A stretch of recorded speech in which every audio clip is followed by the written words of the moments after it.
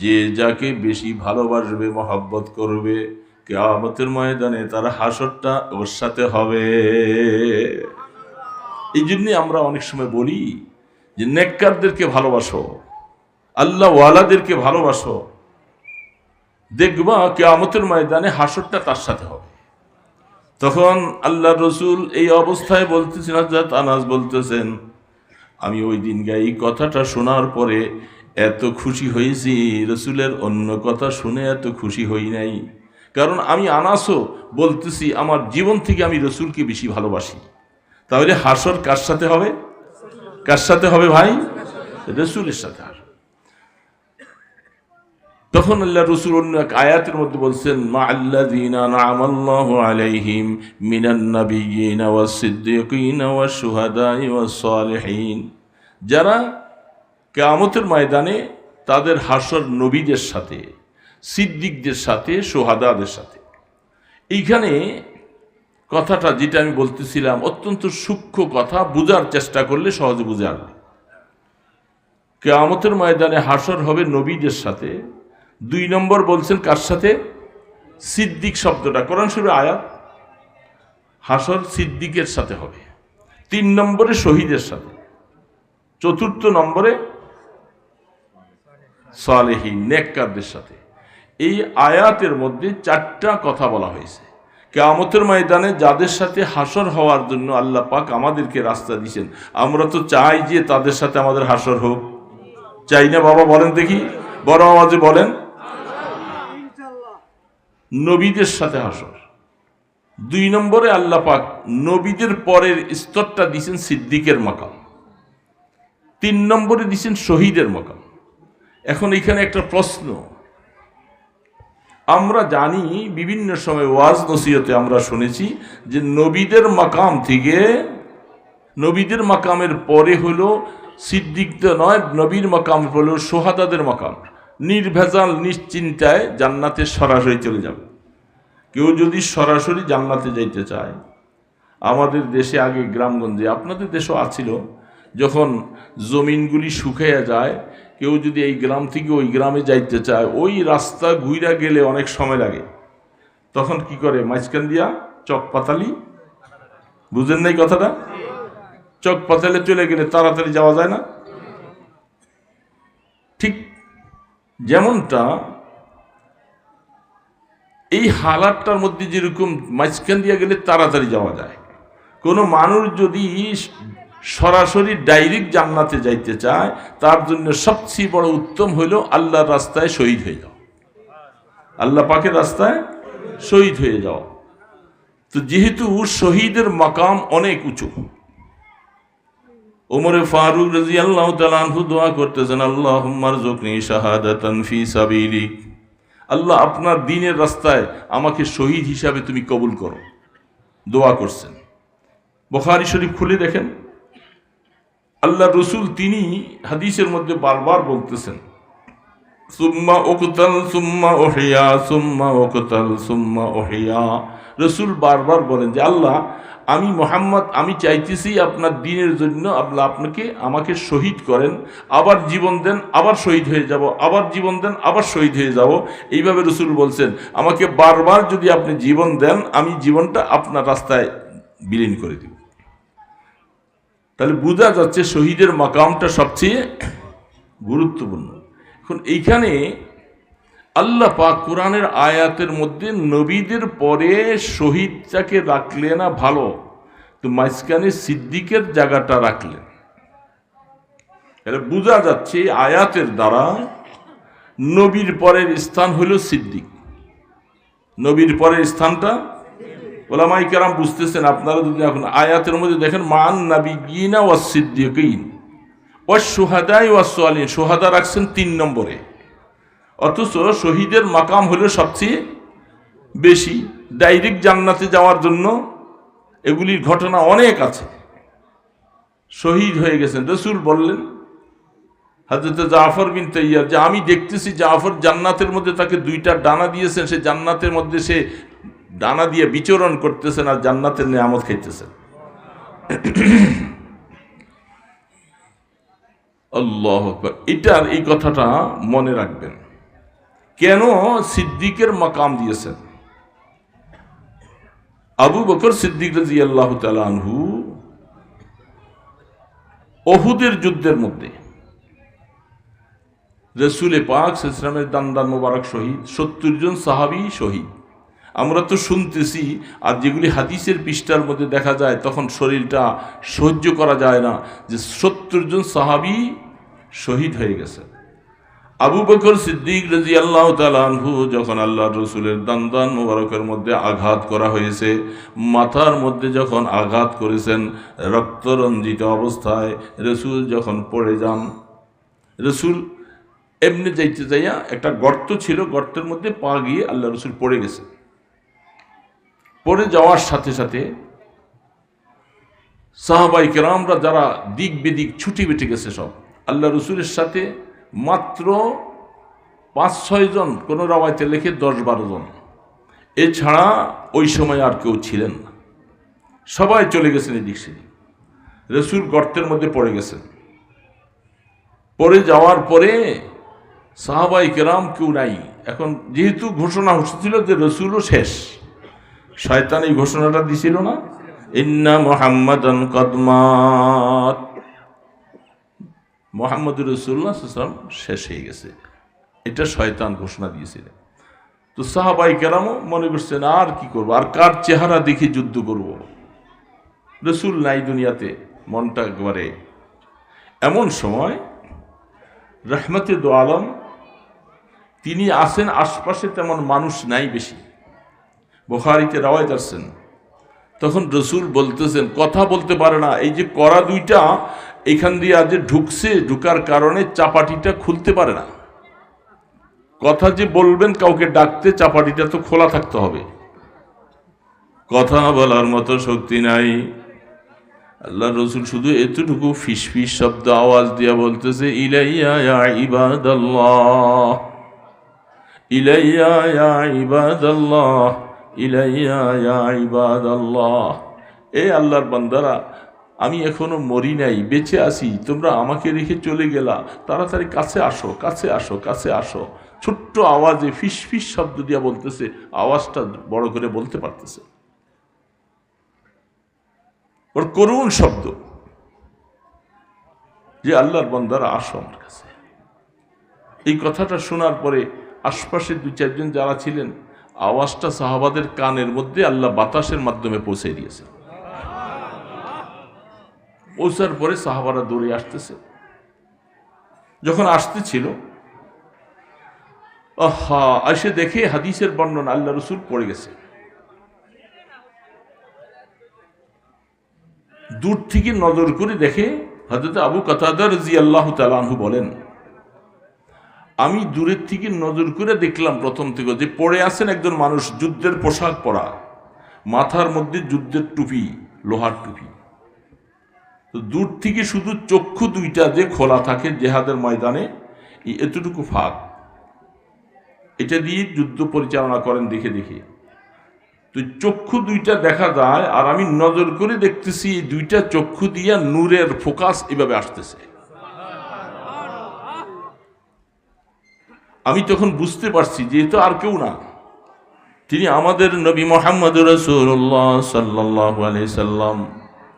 দৌড়েয়া যখন কাছে আসছি, আল্লাহ রসুল যখন এখনো জীবিত বেঁচে আছে, আওয়াজ দিয়ে বলতেছিলাম যে আল্লাহ রসুল এখনো হায়াতে বেঁচে আছেন, তোমরা কে কোথায় আসো? কথাটা বলতে গেলাম, আমার হাতের মধ্যে আল্লাহ রসুল ঘপ করে ধরে আমাকে হাতে ইশারা করে বলতেছে, এ আবু কাতাদা, আওয়াজ বড় করে দিও না, বড় করে আওয়াজ দিলে কাফেররা শুনলে এখনই আক্রমণ করবে, কেউ নাই আক্রমণকে প্রতিহত করার মতো, আর কেউ নাই, আওয়াজ দিও না, ছোট্ট আওয়াজ। রাসূলকে ধরে উঠাইয়া বসাইলেন। ওই সময় রক্ত ফিঙ্কার দিয়ে পড়তেছে, টুপিটার কড়া দুইটা এদিক দিয়ে ঢুকে যায়। আবু বকর সিদ্দিক, আবু উবাইদা, হযরত আবু কাতাদা, তালহা, এই সাহাবী 4 জন তারা সামনে। আল্লাহর পয়গম্বর ওই সময় বলছিলেন, আবু কাতাদা, যুদ্ধের পটভূমিটা একটু পাল্টিয়ে দাও। এই পোশাকটা পরিহিত অবস্থায় কাফেররা আমাকে দেখছে যে এই পোশাকটার ভিতরে আমি আছি, আমাকে চিনে ফেলছে। তুমি কি পারবা আমার পোশাকটা খুলে তোমাকে দিব? তোমার পোশাকটা আমাকে গায়ে দেওয়ায় দাও। হযরতে আবু কাতাদা রাদিয়াল্লাহু তাআলা আনহু দেরি করে নাই, জীবনে একটা বহুত বড় মোবারক সময় পাইছি। হ্যাঁ, আশঙ্কা আছে রসুলের পোশাকটা আমার গায়ে যখন আমাকে রসুল মনে করে আক্রমণ করবে, আমাকে হয়তো শহীদ করে ফেলবে, তাতে কিছু আসে যায় না। আল্লাহ রসুলের পোশাক পরে রসুলের জন্য আমি শহীদ হয়ে যাব, কোনো পরোয়া করি না। পোশাক খুলে আল্লাহর পয়গম্বরের শরীরে আবু কাতাদার যুদ্ধের পোশাকটা পরাইয়ে দিলেন, আর তিনি আল্লাহর হাবিবের পোশাকটা পরলেন। পোশাক পরে আল্লাহ রসুলকে এই অবস্থার মধ্যে ধরে ধরে উহুদ পাহাড়ের দিকে নিরাপদ জায়গার মধ্যে নেওয়ার জন্য হাঁটে যেতে পারে না, সারাটা শরীর বিষাক্ত হয়ে রক্ত ঝরতেছে। আল্লাহ রসুল সাহাবায়ে কেরামদের কাঁধে ভর করে উহুদের পাদদেশে নিয়া একটু সামান্য, আমরা দেখেছি 90 সালে প্রথম যখন হজে গিয়েছিলাম, পাহাড়ের এখানে একটু ফাটার মতো জায়গা দেখা যায়, উপরে যেতে হয়, সেইখানে যাইয়া দেখা যায় আল্লাহর পয়গম্বরকে ওই নিরিবিলি জায়গাটার মধ্যে রাখার জন্য তারা যখন উঠাইতেছিলেন, উঁচু জায়গায় রসুল উঠতে পারেন না। হযরতে তালহা রাদিয়াল্লাহু তাআলা আনহু তখন একটাই বললেন, ওগো আল্লাহ রসুল, এখানে পাথর নাই, সিঁড়ি নাই, কেমন করে আপনাকে উপরে উঠাবো?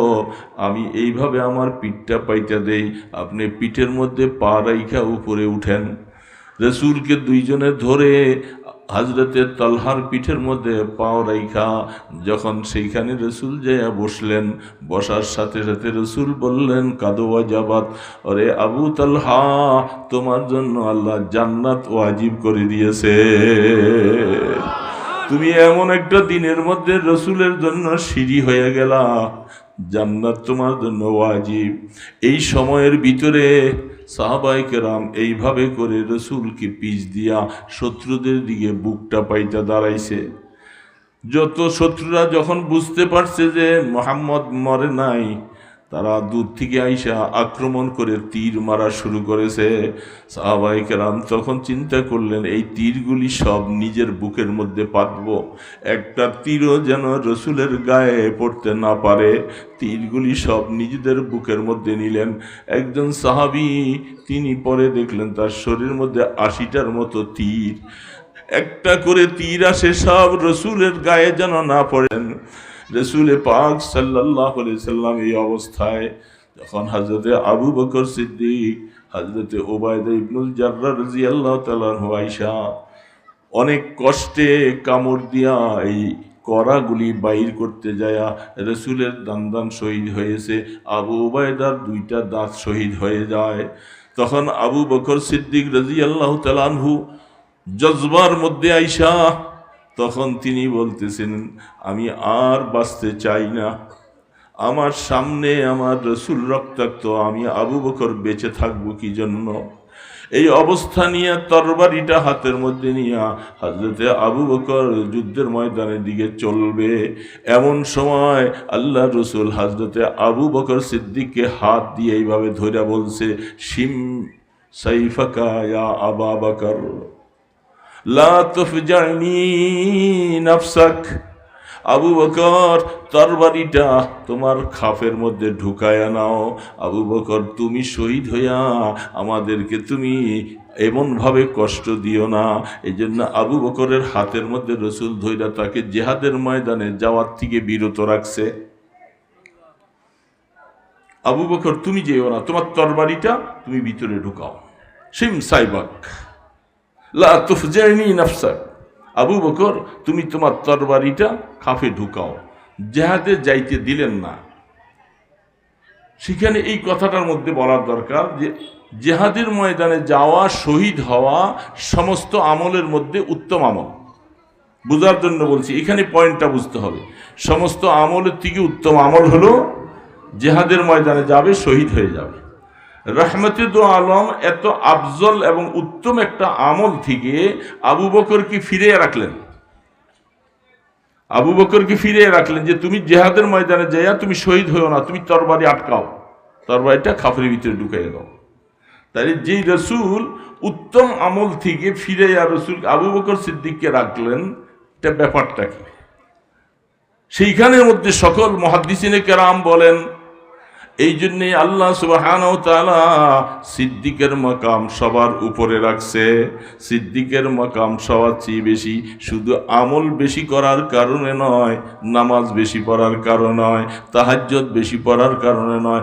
আবু বকর রসুলের জন্য যেইভাবে নিবেদিত ছিল, জীবন বিসর্জনকারী ছিল, এরকম বিসর্জনওয়ালা সাহাবী আবু বকর থেকে আরেকজন খুঁজে পাওয়া যায় না। এই জন্য আল্লাহ রসুল আবু বকরের সিদ্দিকের মাকামকে তিনি প্রাধান্য দিলেন, শহীদের মাকাম থেকে তাকে সিদ্দিকের মাকামে নিয়ে আসলেন।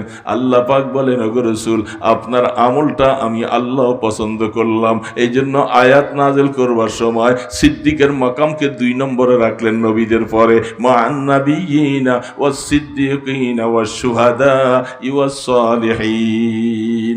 এই জন্য সিদ্দিকের মাকাম নবীর পরে, শহীদের আগে। সুবহানাল্লাহ। কথাটা বুঝতে পারছেন আপনারা? কারণ আরো ব্যাখ্যা করে বুঝতে সময় লাগবে। ওলামায়ে কেরাম বুঝতে পারছেন সিদ্দিকের মাকামকে 2 নম্বরে কেন রাখলেন। হালাকি তো শহীদের মাকাম থেকে বেশি সিদ্দিকের মাকাম, এই জন্য যেহেতু রসুল শহীদ হওয়ার থেকে আবু বকরকে বাঁচাইলেন।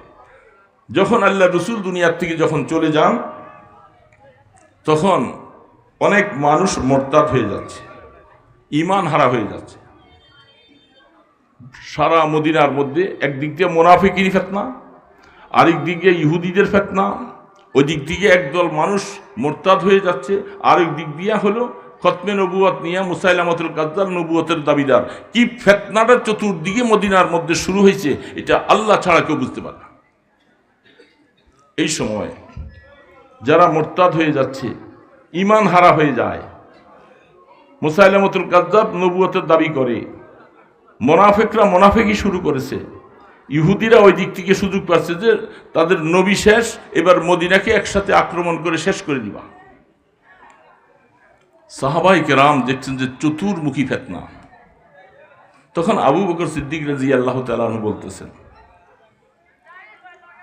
আল্লাহু আকবার, আনা আখরুজ ওয়াহিদাতান। আবু বকর সিদ্দিক বলতেছেন, এই ভাইরা, আমি এই মুহূর্তে তাদের মোকাবেলায় যুদ্ধ করার জন্য প্রস্তুত। যারা দিন থেকে মোরতাদ হয়ে যাবে, দিন হারা হয়ে যাবে, তাদের মোকাবেলা করব আমি। মুনাফিক যারা আছে, তারা যদি দ্বীনের উপরে কিছু ক্ষতি করতেছে, তাদের মোকাবেলা করব। নবুয়তের দাবিদার করতেছে মুসাইলামাতুল কাজ্জাবের বিরুদ্ধে আমি মোকাবেলা করব। দেখেন সেখানে ওমরে ফারুক, আলী রাদিয়াল্লাহু তাআলা আনহু, উসমানে গনি, বড় বড় সাহাবায়ে কেরাম সকলে একসাথে বসে মুশাওয়ারা দিলেন যে এই মুহূর্তে আবু বকর সিদ্দিক রাদিয়াল্লাহু তাআলা আনহু যুদ্ধ শুরু করাটা ভালো হবে না। কারণ এখন পরিস্থিতি খুব খারাপ। এখন আপনি যদি যুদ্ধ শুরু করেন, তখন সবাই একসাথে মিলে আক্রমণ করবে, প্রতিহত করা যাবে না। খুব সূক্ষ্ম কথাগুলি, কথা আসে না মনে, অনেক সময় কথা প্রসঙ্গে আসছে, বুঝতেছেন তো কথাটা, না অসুবিধা হইতেছে?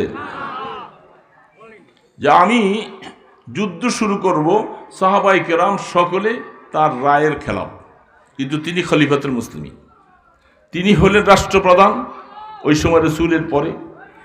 তিনি তখন বলতেছিলেন, হে ওমর, আবু বকর, উসমান, আলী, আপনারা শুনেন, যখন আমি রাসূল পাক সাল্লাল্লাহু আলাইহি ওয়াসাল্লামকে নিয়ে গারে সূরের মধ্যে মদিনা শরীফে রাসূল যখন আত্মগোপন করে যখন হিজরত করে যাচ্ছিলেন, সাথে কে ছিল ভাই বলেন তো আওয়াজ দিয়া, বড় আওয়াজে বলেন, কে? আবু বকর। আর কোন সাহাবী? আবু বকর সিদ্দিক রাদিয়াল্লাহু তাআলা আনহু যখন সেই সময় আল্লাহ রসুলের সাথে ছিলেন, তখন রসুল বলছিলেন যে দুশমনরা তো চলে আসছে, ভয় লাগতেছে। আল্লাহ পাক আয়াত নাযিল করে বলেন, লা তাহজান ইন্নাল্লাহা মা'ানা। জিবরিল আলাইহিস সালাতু ওয়াস সালাম আয়েশার সাথে সাথে আয়াত নাযিল করে বললেন, ওগো বন্ধু, ওগো রসুল, আপনার সাথী বন্ধু আবু বকরকে বলে দেন যে ভয় পাওয়ার কোনো কারণ নাই, আল্লাহ আমাদের সাথে আছে, আমরা দুইজন তো নয়, আল্লাহ আমাদের সাথে। বলেন সুবহানাল্লাহ। আল্লাহ আমাদের, আল্লাহ যদি এই ঘোষণাটা দিয়ে দেয় যে আল্লাহ আমার সাথে আছে, আমার কি আর পরোয়া আছে? কোনো টেনশন, কোনো দুশ্মন কার এত বাবার ক্ষমতা আছে কিছু করতে পারে? যেহেতু আল্লাহ পাকের মতো শক্তিওয়ালা আর পৃথিবীতে আছে কেউ, কোনো ক্ষতি করতে পারবে না, ভয় পাওয়ার কোনো কারণ নেই। এই কথাটা আবু বকর সিদ্দিক রাদিয়াল্লাহু তাআলা ওই সময় বয়ান করতেছেন। আপনাদের সকলকে আমি কাফের মুশরিক মুরতাদদের মোকাবেলায় যুদ্ধ করার জন্য আমি বলছি, আপনারা রাজি না। আবু বকর সিদ্দিক বলতেছেন, আমি একা বের হয়ে যাব তরবারি হাতে নিয়ে, কেউ যদি আমার সাথে না থাকেন, আমি একা আবু বকর তাদের মোকাবেলার জন্য প্রস্তুত। সুবহানাল্লাহ বলেন। তখন তিনি এই দলিলটা পেশ করছে, আমি যখন আল্লাহ রসুলকে নিয়া গারে সুরের মধ্যে ছিলাম, একটু ভয় পেয়েছিলাম, আমার আল্লাহ আয়াত নাজিল করে বলছে, বন্ধু আপনার আবু বকরকে বলে দেন ভয় পাওয়ার কারণ নাই, আল্লাহ আমাদের সাথে আছে। ওই সময় যে আবু বকরকে আল্লাহ পাক আয়াত নাজিল করে বলছেন যে আবু বকর ভয় পাইও না, আল্লাহর সাথে আছে, সেই আবু বকর আজকা আপনাদের কাউকে দরকার নাই, আবু বকর একা মুরতাদদের মোকাবেলায় লড়াই করবে, যেহেতু আল্লাহ আমার সাথে আছে। ইয়াকিন কত দেখেন, আল্লাহ আমার সাথে আছে, এই জন্য আপনাদের কেউ দরকার নেই, আপনারা আসলে আসেন, না আসলে নেই।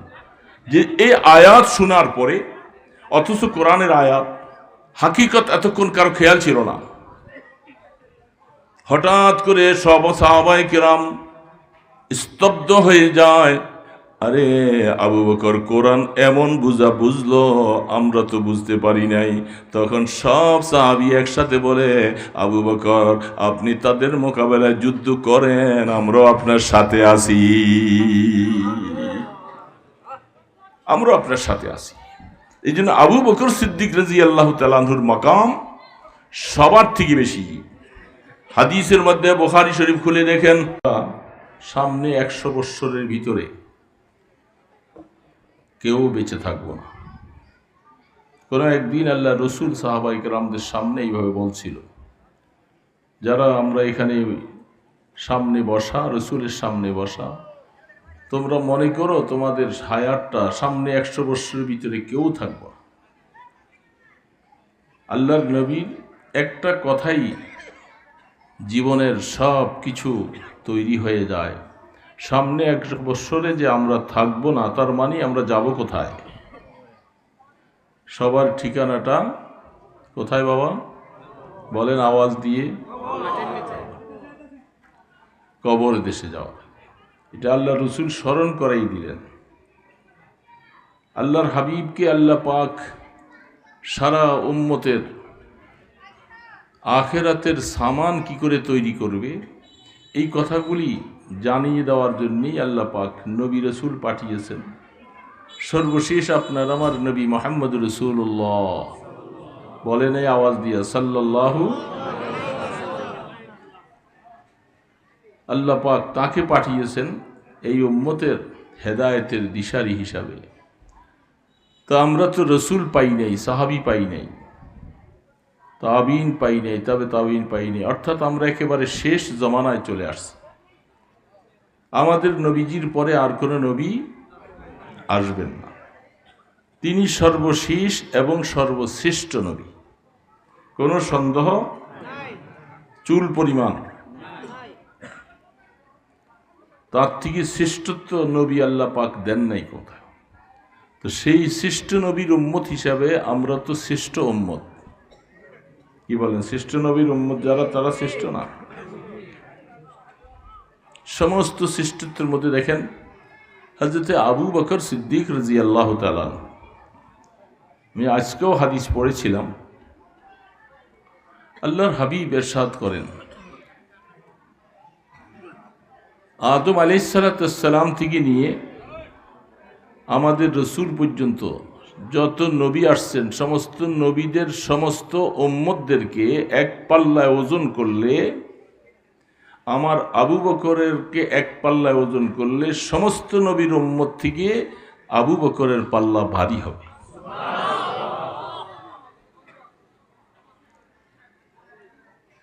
আবু বকর সিদ্দিক রাদিয়াল্লাহু তাআলা আনহু, তিনি সমস্ত উম্মতের মধ্যে আর রসুলের উম্মতের মধ্যে কিয়ামত পর্যন্ত আনেওয়ালা যত মানুষ,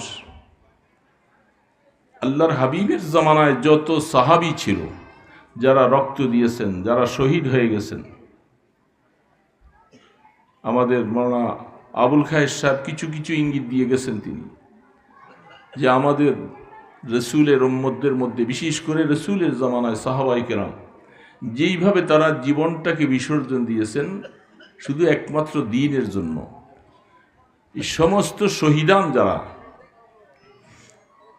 কথা ওলামায়ে কেরাম এখানে আছেন, খুব সূক্ষ্ম কথাটা মনে রাখবেন, হয়তো এটা আওয়াম ভাইরা বুঝতে একটু কষ্ট হবে। আল্লাহর হাবিবের সাহাবায়ে কেরাম যত আছেন, আগের জামানার আদম আলাইহিস সালাম থেকে নিয়ে আমাদের রসুল উম্মত পর্যন্ত এক পাল্লা ভাগ করছেন।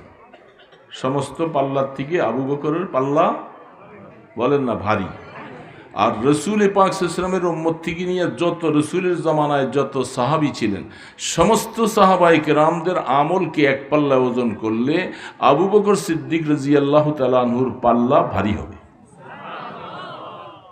তারপরে কোরআন শরীফের মধ্যে আল্লাহ পাক একটা আয়াত বলেছিলেন, মা'আন নাবিয়্যিনা ওয়াস সিদ্দীকিনা ওয়াশ শুহাদা'i ওয়াস সালিহিন ওয়া হাসুনা উলাইকা রাফিকা। কিয়ামতের ময়দানে হযরত আনাস রাদিয়াল্লাহু তাআলা আনহু তিনি বলতেছিলেন যে আল্লাহর হাবিব তিনি কোনো একদিন কথা বলতেছিলেন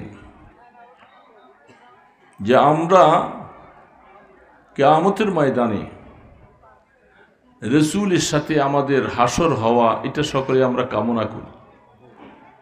তো একজন সাহাবী বলতেছিলেন, হাদিসের মধ্যে আসছেন, কোন রাওয়ায়াতে আসছেন যে মক্কা শরীফের ঘটনা, কোন রাওয়ায়াতে আসছে এটা ঘটনাটা মদিনা শরীফের। তো বসে আছেন, রসুলকে জিজ্ঞাসা করতেছেন, ওগো আল্লাহর হাবিব কিয়ামত কবে হবে? কি জিজ্ঞাসা করছেন ভাই বলেন দেখি, কিয়ামত কবে হবে? তো আল্লাহ রসুল বলতেছিলেন, তুমি কিয়ামতের জন্য কি সংগ্রহ করেছো? সমস্ত কথার মাঝ পেছলে এক জায়গায়, সব কিছু কোন দিকে দিচ্ছে? আখিরাতের দিকে দাওয়াত দিচ্ছে। তুমি কিয়ামতের জন্য কি সংগ্রহ করেছো? সাহাবী বলতেছেন, ওগো আল্লাহর হাবিব কথা তো বাস্তব, তেমন কিছু সংগ্রহ করতে পারি নাই, তবে আমি আল্লাহ পাকের জাতের কসম খাইয়া বলতে পারি যে আমি আমার জীবন থেকে আমি আপনাকে বেশি ভালোবাসি। এই একটা আমল আমার কাছে আছে, এছাড়া আর তেমন কিছু আমল নাই। এটা আমাদের মধ্যে অনেক সময় বলে থাকি, ভাই আমার কাছে তেমন কিছু আমল নাই। এই কথা বলে কি বলে না? সাহাবায়ে কেরাম যে এই কথাটা বলছেন, এটা কি আসলে বাস্তবেই ওনাদের কাছে কি আমল ছিলেন না? অনেক আমল ছিলেন। তারপরেও কসরে নেফসানি, নিজকে নিজে ছোট বলে আল্লাহ রসুলের সামনে বলতেছিলেন যে আমার কাছে রসুল তেমন কিছু নাই, কিয়ামতের জন্য তেমন কিছু তৈরি করতে পারি নাই, তবে একটা জিনিস তৈরি হয়েছে, সেটা আমার জীবন থেকে আমি আপনাকে বেশি ভালোবাসি। এটা হাদিসের একটা অংশ আছে, বুখারী শরীফের 6 নম্বর হাদিসটা দেখবেন, লা ইউমিনু আহাদুকুম হাত্তা আকুনা আহাব্বা ইলাইহি মিন ওয়ালিদিহি ওয়া ওয়ালাদিহি ওয়ান নাসি আজমাইন। রাহমাতুল দু আলম বলতেছেন, বুখারী আলাইহি রাহমা হাদিস বয়ান করতেছেন, রাসূল বলছেন, তুমি ততক্ষণ পর্যন্ত পরিপূর্ণ ঈমানদার না যতক্ষণ পর্যন্ত তোমার জীবন, তোমার মা বাবা, সমস্ত মানুষ থেকে আমি রসুল বেশি ভালোবাসার পাত্র না হব, ততক্ষণ পর্যন্ত তুমি পুরাপুরি ঈমানদার হতে পারো নাই। এরে বাবা, বুঝতেছেন কথাটা? আমার কথা বুঝতে অসুবিধা হয় না তো? সহি একবার আপনি হাদিস দেখেন, বুখারী শরীফ খুলে দেখেন। আমার জীবন, আমার মা বাবা, আমার বন্ধু বান্ধব, সকল থেকে সবচেয়ে বেশি ভালোবাসার পাত্র হতে হবে কে? বলেন বড় আওয়াজে কে? বলেন তো সত্যিকার